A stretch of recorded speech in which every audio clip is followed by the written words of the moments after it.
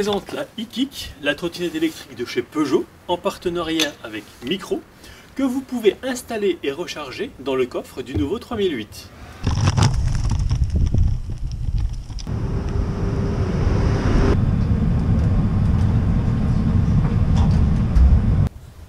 Je vais maintenant rentrer dans les détails. À réception, la première chose à faire, c'est de la charger. Ça ne prend qu'une petite heure, donc c'est très rapide.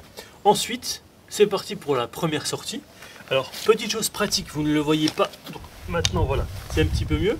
Ici, il y a une béquille, donc c'est très pratique. On la reprend. On appuie sur le mécanisme ici. Et en même temps, on déverrouille le système de pliage jusqu'à ce que ça se verrouille. Pour les poignées, vous appuyez sur les boutons bleus de part et d'autre pour les déplier. Pied droit à droite, pied gauche au sol, prêt à donner la première impulsion. À savoir qu'à partir de 5 km/h, le système Motion Control s'enclenche et en fonction de l'impulsion que vous allez donner, l'assistance va être proportionnelle. Donc là, la puissance donnée va être proportionnelle au premier coup que vous donnez. Et il est préférable de donner un ou deux grands coups plutôt que quelques petits. Ça sera beaucoup plus efficace. Je vais vous montrer.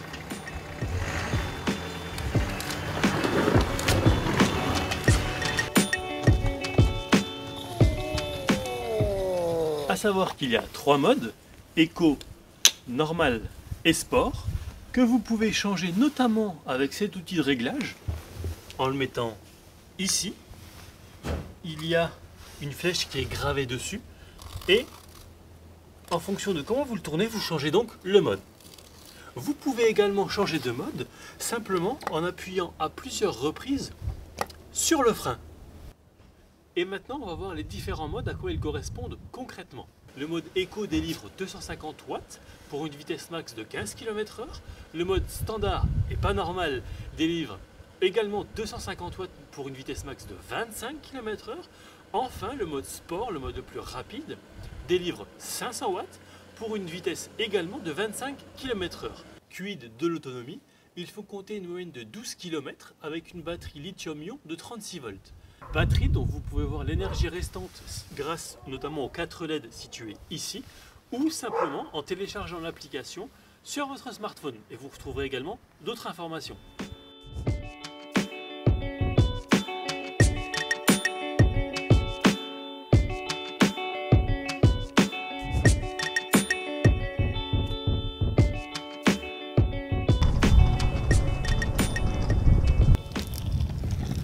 Pour cet essai pour le moins atypique, je tiens à remercier chaleureusement Aurélie de Peugeot France pour sa confiance, son professionnalisme, sa réactivité et sa gentillesse.